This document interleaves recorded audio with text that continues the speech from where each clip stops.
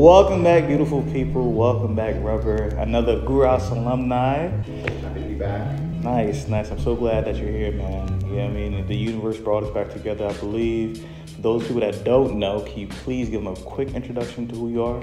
I am Rubber. I am a Philly-born, LA-based singer, songwriter, artist, and I just released a new EP called Bag, which is out on all streaming platforms, so go check it out. Nice. And that record is a banger, and I'm not even guessing it. I'm biased, but I'm honest. Well, thank you. All right, yeah. So you mentioned this. You're coming from LA. You're in the city. You're touring, right? I want to know, right? How has life been treating you in California? It's been a few years now that you've been in LA. It's just 1 year. I'm hit my 1 year mark September 1st. So I am officially an LA resident. I feel settled there. And I have to say, it has been a humbling experience at the very least, but really inspiring too. Going there, you kind of see, I feel like being outside of Los Angeles or being outside of like the main center of the music industry, you don't see all the in-between steps, really. You just see the people who are like grinding and who haven't made it yet, and all the people who are like doing really well and getting the cover of Billboard and all this stuff. And when you're in the mix of it, you see all the people working behind the scenes, and you see the varied levels of different rungs of the ladder, and it's actually kind of inspiring because you can see yourself hitting the one that's closer to you, you know? I never thought about that. That's so motivating, right? And Very. I can see why that environment is critical and hard to replicate. Yeah. I remember in our previous interview a couple years ago, we talked about the music industry in the Philadelphia greater area and how the bones are there, but the rest of the pipeline might not be there. So That's really interesting that you mentioned that, right? So in respect to the two different cities, right? What is the biggest difference in the music business when it comes to the infrastructure when you compare it to, right? Is it the fact that you can see all the different steps, or is there something else that you think is the biggest difference? So I think being able to, there's so much room for people who are not artists and who are not musicians to participate in the music industry, which is one really big thing that I think is important, because I feel like a lot of people don't look at like being an A&R or being a manager as a valid career choice when you're not in the mix of it. And those people are really important. So that's one big thing, but also another big thing that I've noticed is that the value of a song is not tied to an artist like it is here. Here, there are a lot of really talented artists who are writing songs about their own lives and for their own artist projects.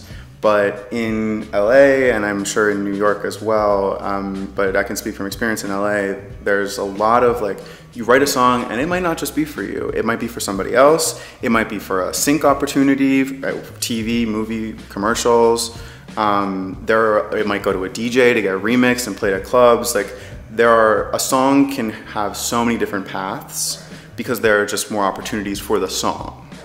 So it's a little bit different of a way of thinking about songwriting and music creation.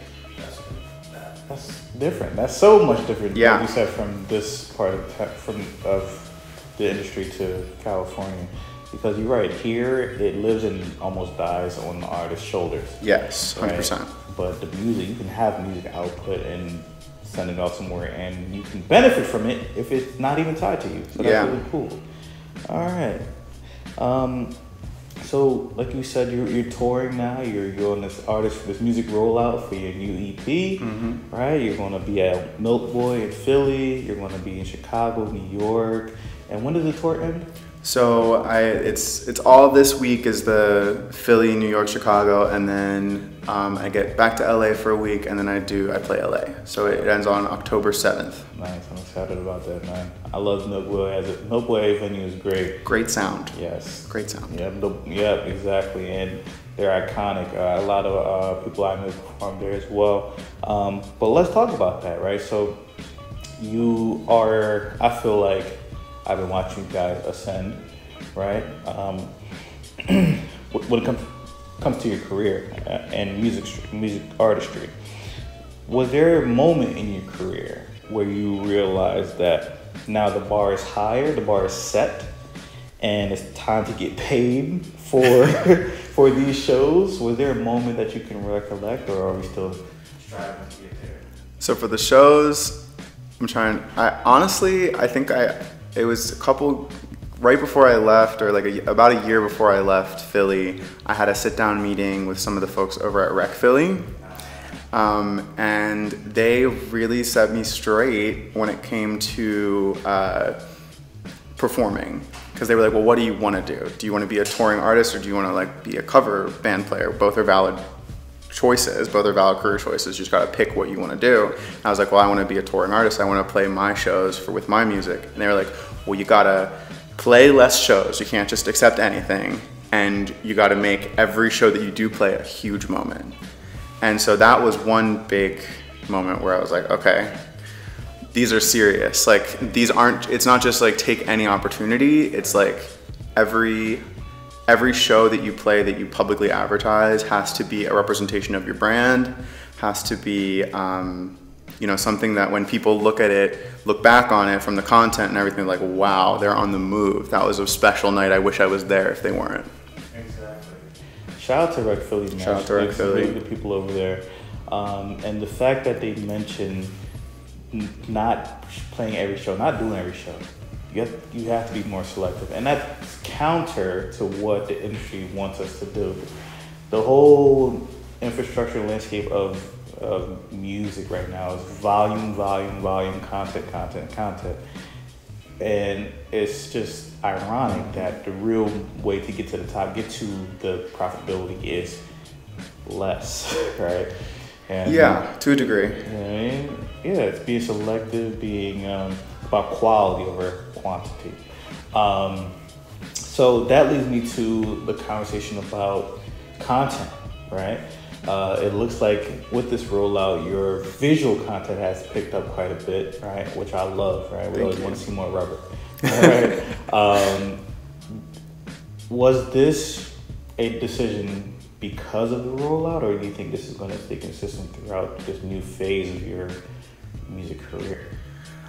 To be fully transparent, making content and being on camera, especially when you have to be the one in charge of it all and editing it all, and being confronted with your own image and having to like look through the bad, the ugly, the terrible angles, that's tiring.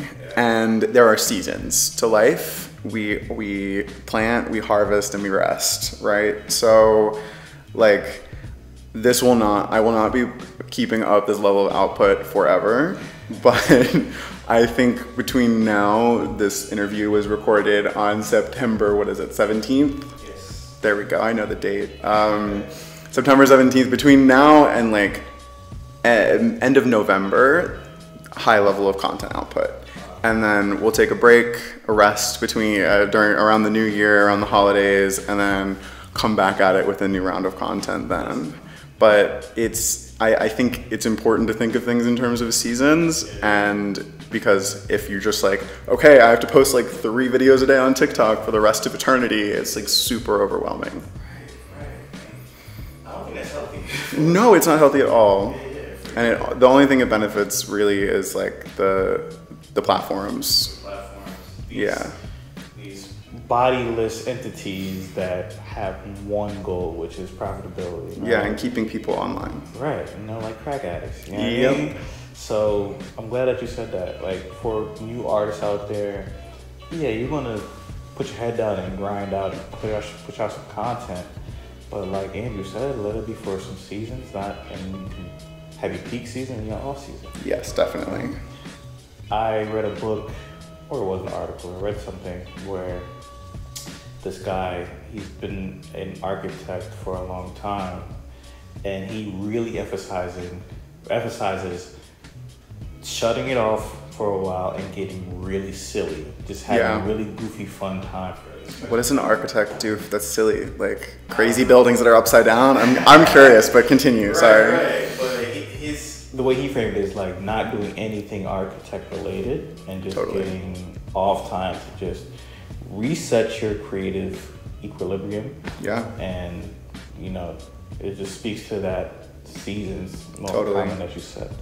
I think that's pretty critical. So you are you're touring, you guys are touring. I feel like that's a lot to manage yourself, right? Definitely. You've had a manager for a while now. Can you speak a little bit about the value add of having a great manager? So I feel like I have a very, very unique experience when it comes to having management. My manager is my best friend and also my roommate. So he came onto the team very early on as an audio engineer. He wanted to just like work on the music. We were both just out of college. We actually didn't know each other at the time.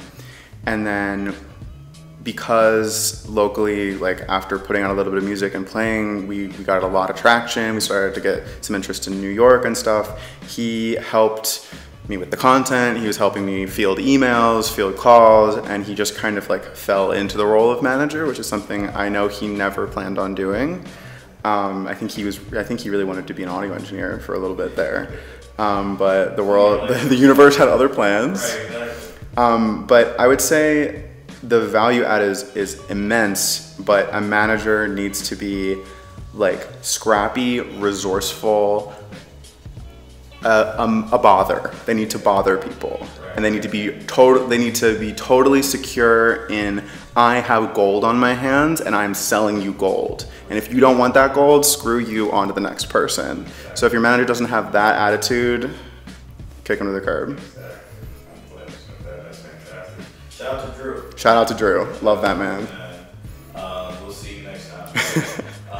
Great. Yeah, shout out to that, bro. So you have a team. Yeah. You know, you have a starting five that is really good, and then you're still building. You're still meeting new people out there, especially Totally. in new space in Cali. You know, it can be a lot to navigate, right? Sometimes you meet good people, sometimes you meet bad people. When it comes to collaboration, I've noticed, right, that I haven't noticed, because the last release was all John, right? But when it comes to collaboration, I'm sure you're going to want to collab with more people out there. What's your mode or method? Do you have a studio that you're frequent all the time? Do you have spaces that you're frequent all the time? Because we have Rec Philly where all the artists hang out. Yeah, super collaborative. Exactly. So there's actually, I mean, this EP, as far as top line writers, it's almost exclusively just me. There's one song called Options, which I'm really excited about. And that's a co-write between myself, an artist named J.O., who's incredible, and then another artist named Janelle Kroll, who they're absolutely amazing writers. And it was a privilege to work with them. And Janelle and I have become really close friends, and she's a close collaborator. We have a bunch of stuff in the archives, in the tuck. But essentially, the way that the industry works in Los Angeles is there's a lot of collaboration constantly, and it's actually kind of the way you network. But the collaboration isn't like, oh, you're a feature on my track. It's like, we're creating music together, and somebody will sing it. So maybe the other writer will add like backup vocals or something, but it's normally like we're creating a song. The song will exist on its own, and then like I said earlier, we figure out what to do with it. But on this EP, Bag was produced just by John. There are a couple songs that were just produced by John, but there are a couple other producers in there. Shout out to Drea Rose, who also recorded and vocal produced the whole thing. Vincent Ott, who's an amazing German producer that's living out in LA. And then Sam Becht, who is my drummer and close friend, close collaborator. He played like the drum pads on a lot of them.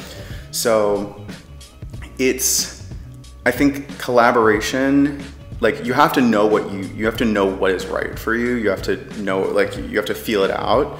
But for the most part, I think collaboration is like a super important aspect of creating music, because it brings new perspectives, and also it brings like more excitement whatever it is comes out. Everybody's going to be excited about it. Everybody's going to tell their friends about it, post about it, reach a broader audience. But I would say like there's a distinction between collaborating on music and like finding features, because that's a whole different strategy, a whole different game. That is something that like I don't chase unless it feels like absolutely perfect and so natural. Okay, that's dope. I like that. Yeah, man. So I'll make sure my thoughts are straight. All right. So yeah, and after collaboration, usually, if the record is really good, there comes that awkward conversation about splits. Okay. How have you been? Do you have a system? Do you let Drew deal with all that? Do you just do the homie method where, you know, who did the most or what? How do you navigate? So I would say the industry standard is everybody in the room when the song is written, unless they are just like not contributing at all, right? Any contributor in the room when the song is written, it's an even split between those people. So even if I wrote 90% of the lyrics, 90% of the melodies, and someone wrote a little 10% of the lyrics and melodies, we're 50-50, and that's just how it is, because it's just the way that the industry works. And truly, like, if that person weren't there, I maybe would have had different thoughts, or different melodies would have come out, or I would have done something that they wouldn't have been like, oh, maybe try it again. You know what I mean? So it's like, it's so hard to quantify that. So I would say the standard way of doing it is just like everybody splits it. If it's truly like, oh, you only did drums, like we asked you to do drums and you only did that, maybe that's like a 10% or a 20%, and I normally delegate that to Drew, to my manager, to handle negotiating that. But I've never had a problem. It's normal. People are normally pretty cool about it. If they're professional. Right, exactly. That's good. I'm sure you attract that type of vibe around you anyway. I like to think so. Yeah, keep that. I hope so. Okay, so last question, or second to last question. You're touring, you are, you know, collaborating with artists, you're putting great music out there. As of lately, how do I phrase this? How have you been finding success monetizing your art or your music lately? Like, what platforms, what method? Is it sync? Is it writing songs for others? Is it, I doubt that it's streaming. Yeah, streaming is hard. I mean, streaming is a source of income. It's not a huge source of income. I would say performing live is still my main source of income right now. But in the last year, I mean, it takes people a long time to figure out their place in this industry. And the reality of the situation is that, like, it's something that so many people will do forever for free that it's difficult to monetize off recorded music. And there's so much of it.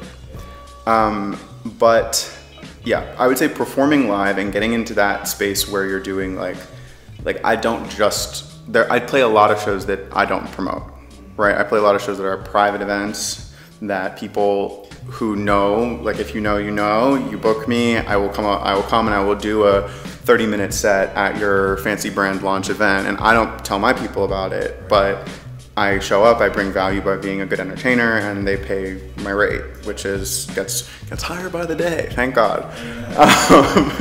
But I would say that long-term songwriting is projected to be hopefully my highest income stream. Thank you.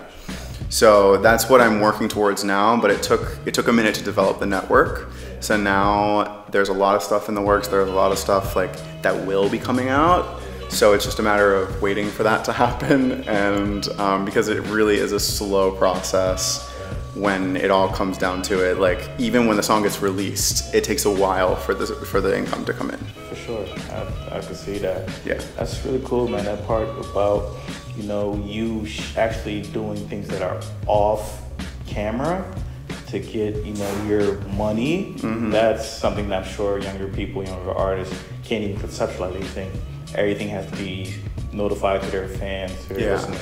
But it doesn't have to be that way.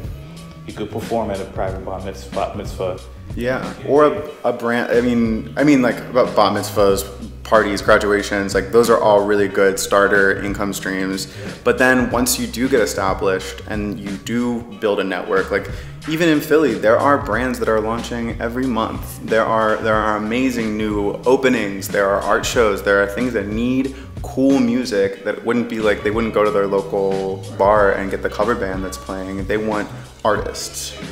So there's a market for it. You just gotta find it. For sure. That's great, man. One last question before I let you go, good brother. If you could give one piece of advice to a new artist today, one piece of advice, what would you give? What would you say?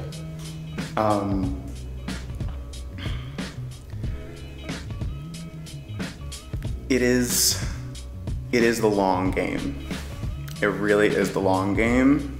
It is about building your skills and bringing them to market, bringing your product to market when you believe in it, when you feel like it's ready. And I promise you, when you first feel like it's ready, it's not ready. When you second feel like it's ready, it's not ready. Like, go to the gym. By gym, I mean like work on your creative craft. Build your catalog as a songwriter, and then let everyone know about it. I think that there's no shortage of artists, but there is a shortage of artists who take their craft extremely seriously, and that will set you apart. Well said, really well said. Robert, thank you so much for being out here. Thanks for having me.